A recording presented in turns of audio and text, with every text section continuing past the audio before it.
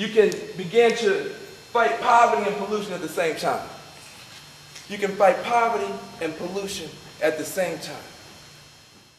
What does the agenda for jobs and justice and opportunity in our communities have to do with them polar bears they keep talking about? I mean, what is the relationship? You know, I mean, I love the polar bears. You know, I'm sure I'm not going to hug one. You know, I'm not going to try to cuddle up to one. But you know, they're beautiful animals. But they keep talking about these polar bears, and a lot of us just look at that and say, well, you know, I feel sorry for the little guys. They drowning or whatever. But I'm going to funerals every other weekend, right? I mean, I'm from Oakland. I've been out here for about 2 weeks taking a class. Before I came out here for the 2 weeks, no, I wasn't home for 2 weeks. I was home for about 7, 8 days. I went to 3 funerals. With young people in the caskets and gray-haired people in the pews. Now, anything like that happened in Boston? Y'all have any of this kind of violence? Yes.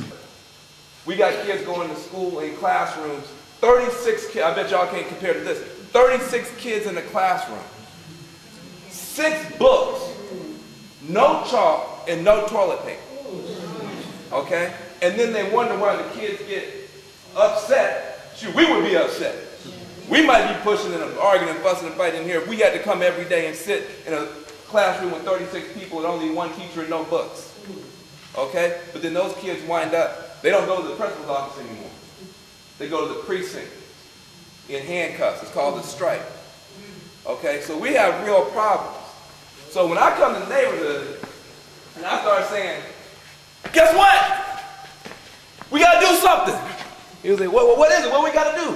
We got to do something to help the polar bears, you know?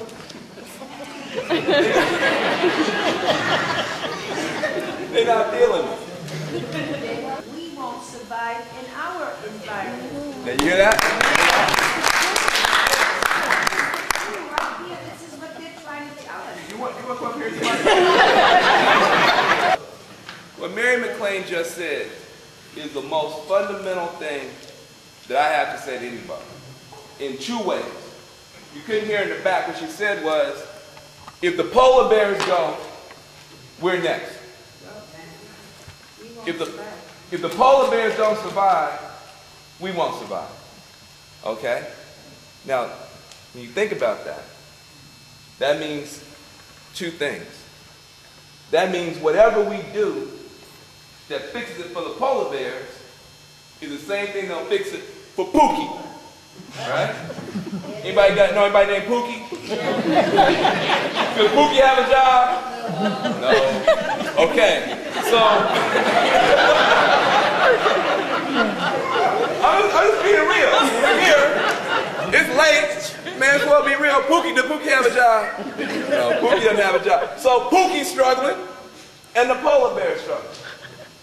How do we fix it for Pookie and how do we fix it for the polar bear? And the brainstorm is, the insight is, what you beat me to the punch on.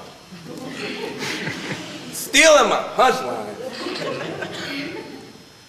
Is that green collar jobs are a solution for both.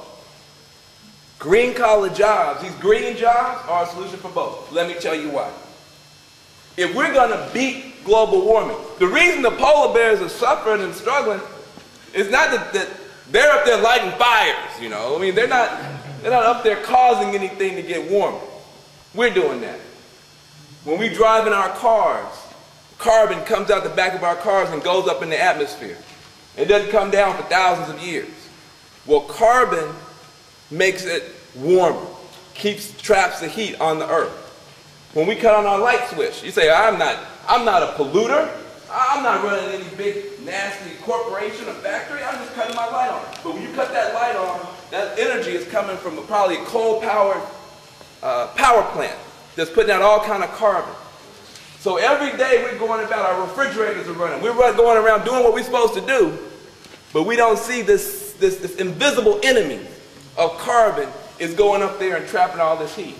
So the polar bears need us to do something different. Now, what can we do different? Well, one thing my brother just said we could do, we could put up solar panels. Solar panels just take the energy from the sun, turn into electricity, doesn't burn anything. So it doesn't put any carbon up in the air. So that would be a good solution. Another thing we could do, we could start to weatherize, and then when you do enough of that, you can start closing some of these power plants. Other thing we could do, this building here is a crime against humanity. And I don't mean to offend nobody, because I'm sure there's a lot of good stuff happening in this building. But if you could see it from an energy point of view, it'll just leaking all over the place. All right? And many of our homes are leaking energy. Aren't our fuel bills too high? Energy bills too high? Heat? Okay? So when you think about it from that point of view, if we, as my brother was saying, efficiency, conservation, what does that mean? That means weatherizing our homes. Okay, that means somebody going in doing an energy audit, trying to show us where we could use some caulk and put in different kind of windows, take out our old appliances, put in some new stuff, make our homes more energy efficient. Then we're not using so much energy and our heat bill goes down. Now wait a minute. You think about that. People talking about the president. People talking about the mayor. Right? Great people, good people sometimes, in high office. I said sometimes. And I don't want to offend nobody talking about the White House. The thing, even if you had the best president in the history of the world, right? And the president signed your bill on global warming and global climate change. The next morning, the president is not going to put up one solar panel. Am I right? The president is not going to weatherize one home. Am I right? And even our great mayor here, as hard as he's fighting, you're not going to see him on Tuesday morning with a hard hat and lunch bucket trying to put up a solar panel. Right? But somebody is going to have to do all of that work. Somebody is going to have to put up millions of solar panels all over this country. Sign me up. Sign me up. Right? Somebody is going to have to weatherize millions and millions of homes. Somebody is going to have to put up not just one wind turbine. They're talking about having whole wind turbine farms. They say we have a Saudi Arabia of wind energy in the Midwest right now. Somebody's got to go out there and build every one of those wind turbines. All of a sudden, the agenda to save the polar bear is the agenda to save Pookie. Right? Give Pookie that job. Give Pookie that job. Give Snoopy that job. Give Shanae and Josue. You know who need that job. Why do I say it like that? I say it like that because we have a moral obligation in this country. Amen. Am I right? Yes. We have a moral obligation in this country. We're the world leader in the pollution. Now, that's a shame. All the technology we have and the genius that we have, we've had solar panels for a long time. I heard about solar panels when I was that little baby's age. It was in here. But we haven't put them up. Okay? So we need to go from being the world leader in the pollution to being the world leader in the solution. Am I right? So it's time for this movement now to stand up and say, you know what? It's a new day. It's a new day. We insist that the people who most need the jobs, get a chance to do the jobs that most need to be done.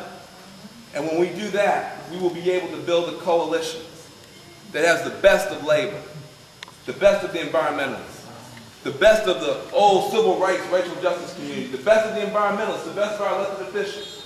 We'll have the coalition we've always wanted, and more importantly than that, we'll have the country we always wanted, because we're not just going to save money, we will save the soul of this country with this movement. Thank you very much.